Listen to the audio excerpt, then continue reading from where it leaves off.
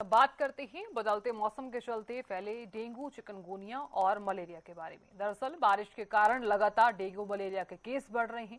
इसी को लेकर प्रदेश में स्वास्थ्य विभाग की क्या कुछ तैयारी है, इसी पर एक रिपोर्ट दिखाते हैं। बारिश का महीना शुरू हो चुका है और जब बारिश होती है तो मलेरिया, डेंगू और चिकनगुनिया, क्योंकि बारिश के पानी में ही, साफ पानी में डेंगू का लार्वा पनपता है और मलेरिया का लार्वा भी गंदे पानी में पनपता है। अब इसको लेकर जो स्वास्थ्य विभाग है हमारा लगातार हर साल तैयारियां करता है। उसके लिए अलग से वार्ड भी बनाए जाते हैं और उन्हीं सब बातों को लेकर आज हमारे साथ हैं जो डेंगू और चिकनगुनिया के नोडल अधिकारी डॉक्टर अमित। उनसे जानेंगे कि अपने जो स्वास्थ्य विभाग है उन्होंने क्या क्या यहाँ सिविल अस्पताल में तैयारियां की हुई है। डॉक्टर साहब, सबसे पहले तो हरियाणा न्यूज पर आपका स्वागत है। थैंक यू सर, मैं डॉक्टर अमित यादव हूँ, डिप्टी CMO और ईबीडी प्रोग्राम करता हूँ, बेसिकली वेक्टर बोर्न डिजीज, जिसके अंदर मलेरिया, डेंगू और चिकनगुनिया। डॉक्टर साहब, बात करें अभी जो जिस तरह से बारिश होने वाली है, लगातार जो है इस महीने में बारिश होगी और उसके बाद खासकर डेंगू और मलेरिया, चिकनगुनिया के कितने केस आते हैं और आपकी क्या तैयारियां हैं इनको लेकर? देखिए, पिछले कुछ सालों का ट्रेंड देखें तो मलेरिया के केसेस तो काफ़ी कम हुए। लास्ट ईयर हमारे सिर्फ 9 केस थे, जबकि डेंगू के हमारे लास्ट ईयर 403 केस थे। इस साल अभी तक एक भी हमारा मलेरिया का केस नहीं आया है और डेंगू के 8 केस आ चुके हैं अभी तक।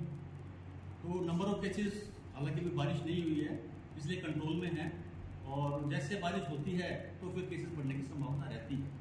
डॉक्टर साहब, क्या वजह है कि पहले मलेरिया ज्यादा होता था लेकिन अभी जैसे आपने बताया कि मलेरिया के केसेस कम हो गए और डेंगू के बढ़ गए हैं, जबकि डेंगू साफ पानी में तो उसका लार्वा होता है? देखिए, पहले के मुकाबले आप देखें तो लोगों में एजुकेशन भी ज़्यादा हुई है। अब लोग अपने आप को, अपने घर को साफ सुथरा रखना भी चाहते हैं। पहले से कंपैरिजन करें तो आजकल लोग अपने घर के आसपास भी सब साफ सफाई रखते हैं। तो जो हाइजीन है हमारा पहले से बेटर हुआ है। जो मलेरिया का मॉस्किटो है वो गंदे पानी में पनपता था, अब गंदे पानी के जो सोर्सेज हैं वो काफ़ी कम रह गए हैं बेसिकली, और जो फ्रेश पानी होता है, साफ पानी है, उसके सोर्सेज ज़्यादा है। जैसे कि गमले में साफ पानी मिल जाता है अपने को, टायर छत पे रख देते हैं, उसमें बारिश का पानी आता है वो साफ होता है, फ्रिज में भी कई बार फ्लावर मिल जाते हैं। तो इसलिए साफ पानी के सोर्सेज ज़्यादा है, इसलिए से डेंगू बढ़ रहा है और मलेरिया कम हो रहा है। डॉक्टर साहब, बात करें फॉगिंग की या और भी अवेयरनेस की बात करें तो प्रशासन क्या तैयारियां कर रहा है, किस तरह से अवेयर कर रहा है लोगों को?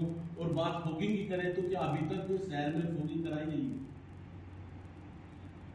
देखिए सर, इस एवरी ईयर जो हमारी गवर्नमेंट है वो कुछ नया करती है और बेटर करने की कोशिश करती है। इस बार वैसे तो हम हर बार ही अच्छा करते हैं, लेकिन हमने एक नई पोस्ट क्रिएट की गवर्नमेंट ऑफ हरियाणा ने। एक ब्रीडिंग चेकर नाम से हमने एक नई पोस्ट निकाली है, जिसमें हम 6 महीने के लिए टेम्परेरी एम्प्लॉयज लेते हैं, जिनका काम सोर्स रिडक्शन का है। सोर्स रिडक्शन का मतलब ये हुआ कि हमने जो उसका लार्वा है मच्छर का, उसको मॉस्किटो में कन्वर्ट नहीं होने देते, उसको मॉस्किटो बनने से पहले इसको खत्म कर देते। तो मेन टारगेट जो हमारा सोर्स रिडक्शन का है, उसमें हमने इस पर 40 ब्रीडिंग चेकर्स लिए हैं, जो हमारे PSC CHCs में, सब सेंटर्स में हमने HIs के साथ मिलके, मल्टीपर्पज वर्कर के साथ मिलके उनकी हेल्प कर रहे हैं। और सोर्स रिडक्शन में हम हाउस टू हाउस विजिट करते हैं, घर के अंदर भी चेकिंग करते हैं, छत पे भी चेकिंग करते हैं। हाँ, जहाँ लार्वा मिल जाता है इन केस तो हम उसको नोटिस देते हैं, और सेकंड टाइम भी मिल जाता है तो हमारे पास चालान का प्रोविजन भी है जो हम करते हैं। एक डॉक्टर साहब, बात करें मेडिसिन की, क्योंकि मोस्टली देखा गया है कि सरकारी हॉस्पिटल में दवाइयों की काफ़ी कमी रहती है, लेकिन बात जब इस मौसम में डेंगू और चिकनगुनिया और मलेरिया, तो क्या आपके पास सफिशिएंट दवाई का स्टॉक है? पहले मैं कहना चाहूँगा कि हाँ, हमारे पास सफिशिएंट दवाई का स्टॉक भी है। तो इन्वेस्टिगेशन जो एलिजा टेस्ट होता है, मेनली जो कंफर्मेटरी टेस्ट होता है, उसके लिए भी हमारे पास प्रॉपर रिसोर्सेज हैं। दूसरी बात आपने क्या कही? दूसरा सर, मैं ये जानना चाह रहा हूँ कि अगर हम बात करें डेथ रेशो की, मलेरिया से या डेंगू से या चिकनगुनिया से, अगर पिछले 5 सालों की बात करूँ तो क्या लगता है आपको कि डेथ रेशो घटा है या डेथ होने के कितने चांसेस हैं? देखिए, मैं आपको बताना चाहूँगा कि घटे तो दोनों ही है, मलेरिया भी घटा है और डेंगू भी घटा है। मलेरिया तो काफ़ी हद तक ही घट चुका है, मलेरिया तो इरेडिकेशन की तरफ जा रहा है, खत्म ही हो जाएगा भगवान ने चाहा। और डेंगू बेसिकली 3 तरह का होता है। एक में तो सिंपल बुखार होता है जो कि बिल्कुल ही नॉर्मल है, जिसमें आपको चिंता करने की जरूरत ही नहीं है। डेंगू जिसमें हमें थोड़ी चिंता करनी है वो है डेंगू हेमरेजिक फीवर, जिसमें कि क्या होता है कि आपको फीवर के साथ साथ ब्लड लॉस भी होता है। ब्लड लॉस कहीं से भी हो सकता है, नाक से, कान से, गम से, लैट्रिन में। उस केस में आपको थोड़ा सा उसको सीरियसली लेने की जरूरत है और आप डॉक्टर से उस केस में कंसल्ट जरूर करें।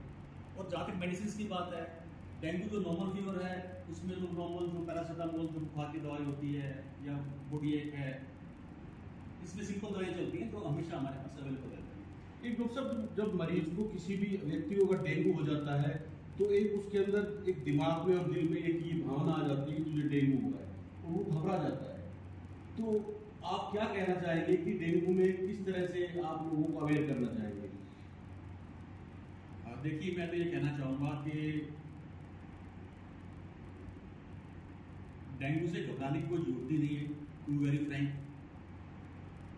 मेनली जो हमारे प्राइवेट कलीग्स हैं वो प्लेटलेट काउंट उसमें फैक्टर होता है। जब आपका डेंगू होता है तो प्लेटलेट काउंट थोड़ा कम हो जाता है। प्लेटलेट्स का काम होता है खून आपकी बॉडी से निकल रहा है तो उसको रोकना। तो जब आपका प्लेटलेट कम हो जाएगा तो आपका खून निकलता रहेगा और रुकेगा नहीं।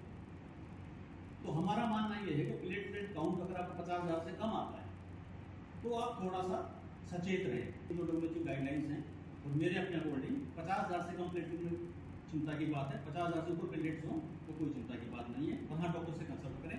हाँ, जो तीसरी तरह का डेंगू है जिसको हम डेंगू हेमरेजिक फीवर कहते हैं, जिसको मैंने पहले बताया, ये उसमें खून आता है बॉडी में से कहीं ना कहीं से। अगर आपका ब्लड लॉस हो रहा है तो आपको ब्लड को रिप्लेस करना पड़ेगा, उसमें आपको प्रॉपर हॉस्पिटल में एडमिट होना पड़ेगा और डॉक्टर अकॉर्डिंगली उसको ट्रीट करेगा। अभी हमने डॉक्टर अमित यादव से भी बात की और जाना कि डेंगू, चिकनगुनिया और मलेरिया की क्या तैयारियां हैं। और अभी हमने वार्ड में जाकर जो तैयारियां हैं उसका भी जायजा लिया और देखा कि किस तरह से वहां मच्छरदानी और वहां पूरी सुविधा, पूरी तैयारी के साथ जो है जिला प्रशासन, स्वास्थ्य विभाग तैयार है। लेकिन उनका कहना है कि मलेरिया के जो मरीज हैं उनमें काफ़ी कमी आ गई है। अभी तक यहाँ सिर्फ एक पेशेंट डेंगू का आया है और उसकी भी छुट्टी कर दी गई है।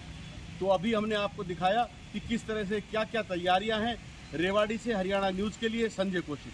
जैसा कि आप लोगों को मालूम है कि बरसात का मौसम चल गया है और मेवात इलाका है। मेवात में बरसात के मौसम में चाहे मलेरिया हो, डेंगू हो या चिकनगुनिया हो या दूसरी मौसमी बीमारियां हो, बुखार हो, उल्टी है, दस्त है, इस तरीके से बढ़ जाते हैं। तो इसी की जानकारी के लिए मेवात में क्या तैयारियां हैं, कितने हम कंट्रोल हैं, कितने हमारे पास केस आए हैं, वही हमारे साथ मेवात के सीएम राजीव बातिश जी हैं, उनसे हम जानेंगे। राजीव बातिश जी, आपका हरियाणा न्यूज़ में स्वागत है। नमस्कार जी।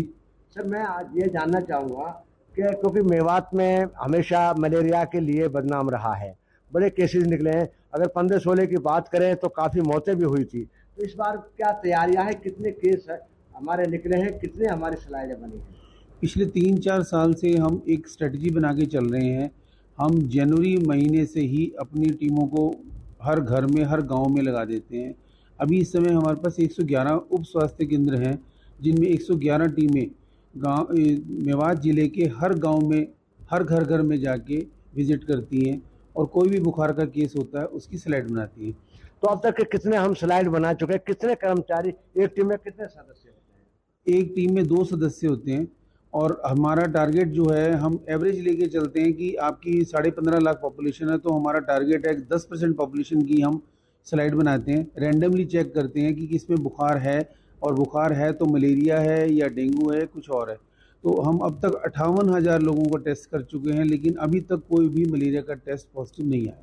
तो मलेरिया बहुत अच्छी बात है, मलेरिया नहीं, इसके अलावा या डेंगू हो या क्या नाम है हमारे पास चिकनगुनिया का क्या हालात हैं, किस तरीके से? डेंगू के लिए कि जैसे जैसे इंडस्ट्रियलाइजेशन बढ़ता जाएगा, जैसे जैसे आपके एरिया में मलेरिया के केस कम होते जाएंगे, डेंगू के केस बढ़ते जाते हैं। लेकिन हमारे यहाँ अभी तक ये है, आप ये मान के चलें कि 400 से ज़्यादा लगभग टेस्ट कर चुके हैं, लेकिन उसके अंदर एक भी टेस्ट पॉजिटिव डेंगू के लिए नहीं आया।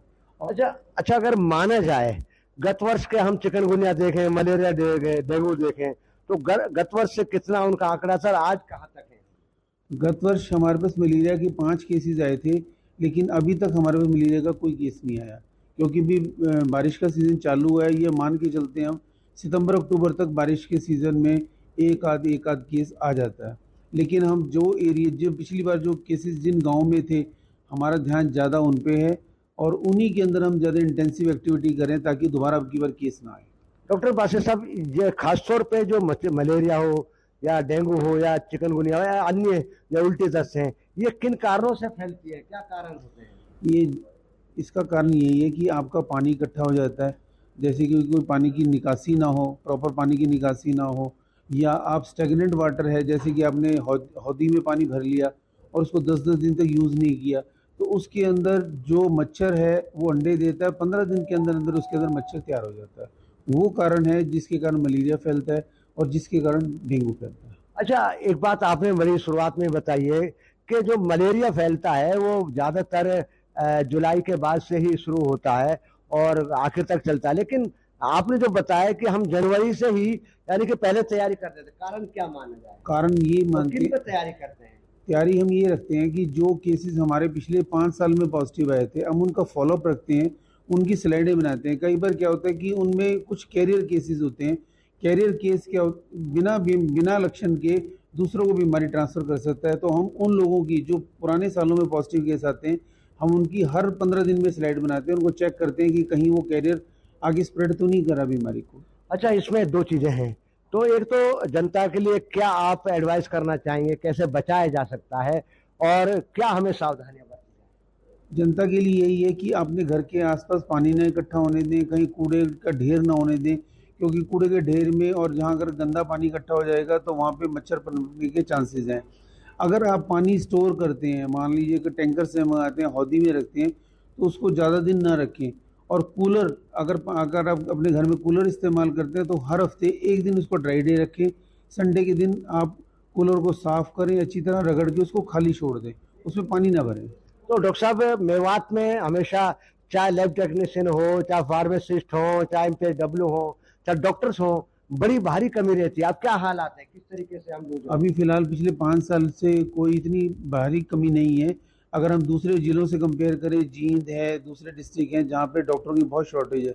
हमारे यहाँ MDA की तरफ से हमें 65 LT लैब टेक्नीशियन मिले थे। डॉक्टर्स भी हमारे पास सफिशेंट हैं।